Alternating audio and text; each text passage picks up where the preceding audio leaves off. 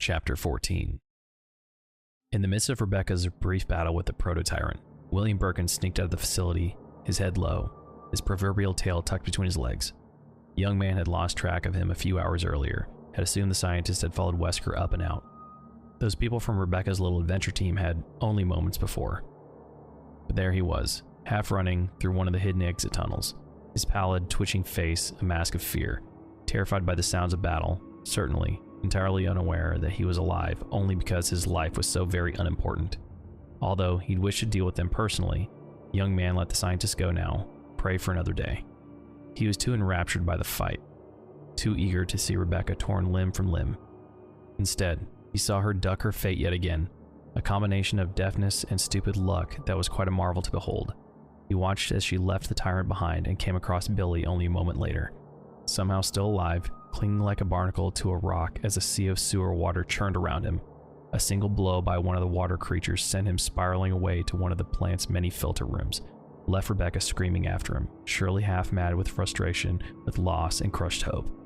The young man smiled, a cold and nasty smile, calmer than he'd felt for some time as he watched Rebecca cross the walkway, find another elevator in the plant's operations room, wend her way across the depths of the plant, where he and his hive waited, curling together in their cocoon of glittering liquid excretions. With luck, she'd come across Billy soon, possibly even alive. Probably, in fact. He understood now that he'd simply tried too hard to rush matters, to hurry their fate. A confrontation was inevitable. And hadn't he truly wanted an audience all along? Someone to appreciate his magnificent undertaking? Besides, the dawn would be soon, a dangerous time for the children, their delicate bodies easily burned by even the weakest sunlight. Better that he let the two interlopers come to him. They would know his glory before he crushed them himself. He watched and waited, excited for the final chapter of his triumph to begin.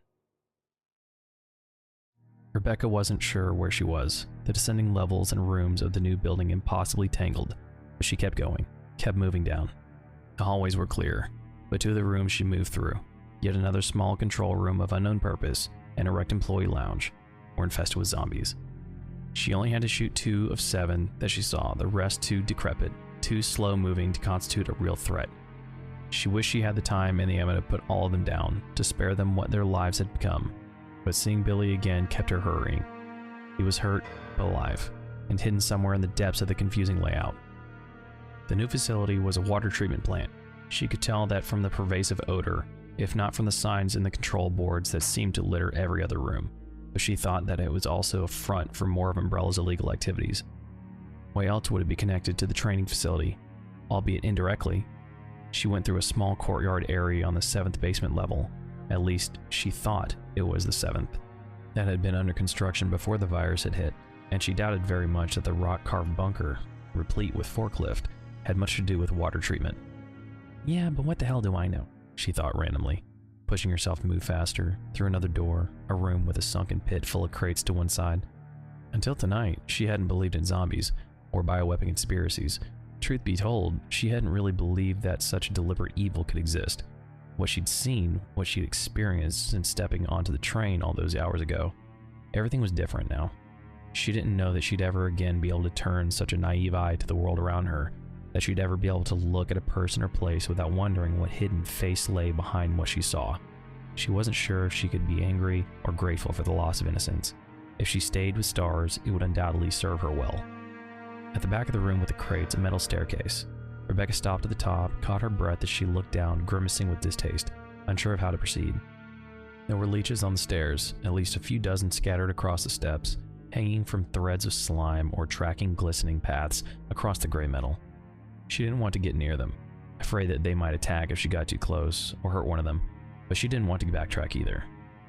She felt like time was speeding up, like things were happening fast and faster, and that she had to keep up or risk being lost. Or risk running into that thing again, that clawed killing machine. Its angry scream still echoed in her mind. She wounded it, but chances that it had crawled away in some dark corner to die were slim to none. Things like that were never so accommodating. Gritting her teeth, she carefully stepped over and around the leeches, pausing after each step, swallowing bile as one slid over the toe of her boot before continuing on its way. It was a short flight, at least. She got down without stepping on any of the horrid little things, reaching the door at the bottom without further incident. When she opened the door, a cool mist sprayed across her sweating skin, the roar of emptying pipes like music. It was a big room, dominated by huge, jutting conduits to one side, water from them splashing down and over a series of mesh filters. And there, amid a scatter of random flotsam, "Billy!" Rebecca ran to Billy's prone form, a bitter waterfall splashing down beside them as she crouched, reaching for his throat. She pushed his dog tags aside, shaking inside. But there was a strong, even pulse, and at her touch, he opened his eyes, looked blearily up at her. "Rebecca?" He coughed, started to sit up, and she gently placed one hand to his chest, pushing him down. He had a purpling knot on his left temple, a big one. "Just rest a minute," she said, having to force the words around the hardness in her throat. She'd wanted to believe he'd be all right, but it had been so hard. "Let me check you out." A faint smile played across his lips. "Okay, but then it's my turn," he mumbled, and coughed again. He answered her questions without any confusion as she pushed and prodded, checked his range of motion, cleaned a few of his deeper scratches. The knot on his head seemed to be the worst of his injuries, causing him some dizziness and nausea, but it wasn't nearly as bad as she'd feared. And after only a few minutes of her ministrations, he pushed himself into a sit, turning a weak smile her way. Okay, he said, wincing as she touched his temple. "I'll survive, but not if you keep poking me." "Right," she said, sitting back on her heels, feeling surprisingly deep satisfaction. She'd set out to find him, and had. She had no idea that such a basic sense of accomplishment could be so fulfilling, could so easily overwhelm all the negatives in their situations, even if only for a moment. "I'm glad you're alive, Billy." He nodded, wincing again at the movement. "You and me both." She helped him up to his feet, supporting him as he found his balance. When he was ready enough, he stepped away, and she saw a look of disgust across his face, his mouth curving down as he moved past her, toward one corner of the room where a slick of dark water poured over another mesh filter. The corner of the room was heaped with bones, human bones, worn smooth by years of falling water, thick with a greenish bacterial slime. Rebecca counted at least 11 skulls among the tumble of femurs and cracked ribs, most of them crushed or broken. Some of Marcus's old experiments?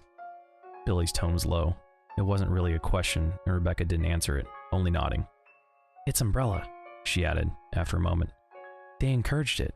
They were all in it together." Now Billy didn't answer, only stared at the bones, some unknown emotion in his dark gaze. After a second she shook it off, turned away from the sad remnants of human life. "What say we blow this popsicle stand?" he asked, and though his words were light, neither of them smiled. "Yeah," she said, reaching out to grab his hand for a moment, just a moment, squeezing his fingers tightly in her own. He squeezed back. "Yeah, that sounds good." Billy felt like shit, but he soldiered on as Rebecca led them vaguely eastward, wanting more than anything to get free of Marcus's damned playground before he allowed himself to collapse. As they wandered through a maze of corridors and rooms, Billy was hopelessly lost after their second turn. She told him that what had happened to her since he'd been dragged off the cable car platform.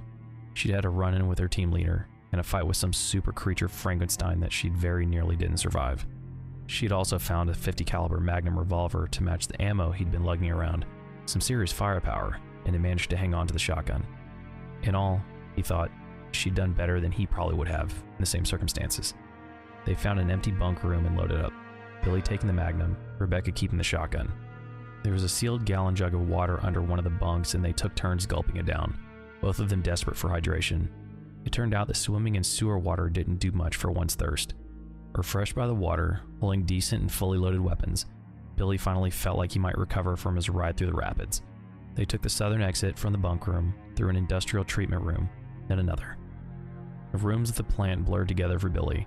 All looked the same, rusting metal walls and floors, pipe railings, huge walls of unknown equipment covered with dials and switches.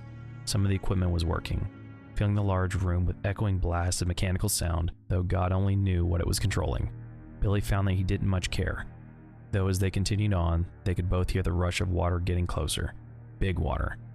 When they went through a massive pump room that opened out into the chill of pre-dawn, they found a walkway that spanned an actual dam. They stood for a moment, looking out over the dark length of reservoir that ran alongside the building they'd emerged from, the crashing curtain of water that punctuated it at the far end. It was too loud for them to talk. They stepped back into the pump room, both of them smiling. They'd found a way out, at least. True, the walkway over the dam led to another building, but just seeing the fading stars, the sinking moon, gave Billy a real boost. Their nightmare run through the Umbrella complex would soon be over. He could feel it, the end in sight as surely as the new day would soon dawn. My team probably went this way, cleared us a path, Rebecca said, looking hopeful. She had to speak up to be heard over the cascade of water just outside, the surging pumps that took up half the room. Her voice rang slightly against the metal walk that surrounded a pool of water in the room's center. He said they were going east. We're practically out of here already. I thought you said Enrico took that elevator up, Billy said. Oh, right, she said, her expression sagging. She blinked and he now realized how very tired she had to be. Sorry, forgot. Understandable, Billy said. But you're right, we are practically out of here. He touched the magnum on his belt, the loose handcuff on his wrist banging into it, a sudden reminder of his life before the Jeep accident. That life seemed so far away now, like it had happened to a different man, but it was still waiting for him, somewhere outside. Thoughts for later, for if he managed to smile, patted the magnum. This is a kind of universal key. Unlocks doors, clears out unwanted disease carriers, you name it. Rebecca smiled back, starting to say something, and stopped. Staring into his eyes, both of them frozen at the sound of water splashing across the metal walk. As one, they turned to look, to see a giant rising up from the pool a few meters away, a thing that Billy knew instantly was the monster she told him about from the elevator. It was huge, white, covered with blood and sores. It reached out to pull itself from the pool with insanely long, knife-like claws, the tips screeching against the walk. Billy grabbed the magnum, backing away, trying to push Rebecca behind him. She easily evaded his grasp, standing her ground with the shotgun, and Billy's heroic ideals dropped away when the creature saw them and let out a terrible scream, a deep, mind-ripping sound of hatred, of lust, not just to kill, but to rend and mutilate. Facing it alone wasn't macho, it was suicidally stupid. When it gets moving, it doesn't maneuver well, Rebecca said, quickly, half under her breath. He had to strain to hear her over the rhythmic beat of the powerful pump engines. If we can get it away from the door, get it running, we can get past it when it tries to turn. Billy took careful aim at the thing's rough-hewn face, took a step forward, and they both backed away. How about we kill it instead? Don't, Rebecca said, her voice edged with panic. You'll just make it mad. What you're seeing now is after 2 shotgun blasts, one of them almost point blank. The thing took another step and lowered itself slightly, tensing its legs as though about to spring. Run! Billy didn't need to hear it twice. They both turned and ran, pivoted left where the walk did. Behind them, 2, 3 massive steps. Ringing steps sounded against the protesting metal, and when the monster's claws ripped down and across the wall at the corner, a tremendous shriek of sound as the thick steel curled up like wood shavings. Billy turned, raised the magnum as the stopped monster slowly turned to face them. Keep going! He shouted to Rebecca, aiming for the pulsing red tumor half buried in its chest, what had to be its heart. The monster took a single step, its opaque gray eyes fixing on Billy, its claws raising. Billy fired, weapon jumping in his hand, roaring, deafening. A hole erupted in the thing's breastbone, not a direct hit to the heart, but close. Blood poured from the hole, ran down its thick white gut. It howled, the sound even louder than the blast from the hand cannon, and indefinitely more deadly, but it didn't go down. Jesus, that should have stopped an elephant.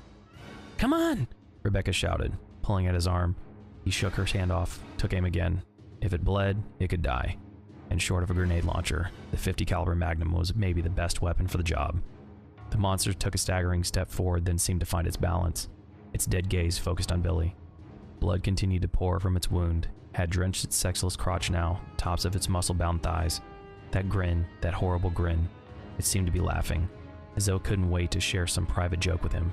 Billy thought the punchline probably included ripping an arm off and beating him to death with it. He fixed on the heart, squeezed the trigger. And another tremendous bang! More blood flying, the monster screaming. Oh God, please let that be pain. But not falling. Still not falling. It was hard to tell where he'd been hit. There's blood everywhere, but the heart continued to pulse. Move! Billy was shoved aside, Rebecca stepping forward, raising the shotgun as the creature started to crouch, its legs tensing. She aimed, low, too low. There was no way she was going to hit its heart. And the shotgun boomed, and finally the monster went down, its cry one of rabid fury. It clawed at the walk, its talons pulling a tremendously painful, high squeal from the metal. Billy saw that Rebecca had blown out one of its knees, and hesitated only a second, just long enough to wonder why it hadn't thought of that. It wasn't dead, but unless it sprouted wings, it wasn't going to be coming after them anytime soon. Then he raised the Magnum again, fixing on its fish belly white skull as it floundered and clawed to pull itself closer, undoubtedly to continue its attack. It only managed to slide itself part way into the water. the dark pool churning with pink foam as it struggled to get out. Waste of ammo? He half-asked, glancing at Rebecca for her approval. As terrible as the thing was, he wouldn't feel right about letting it bleed to death, to suffer anymore. It was another one of Umbrella's victims in a way. It hadn't been asked to be born. Yeah, She said, nodding. He could see the pity in her expression, could see that she felt the same way. do it. 2 rounds, the second just to be sure, and the massive bodies slipped soundlessly into the pool of water, disappearing beneath the surface. End of chapter 14.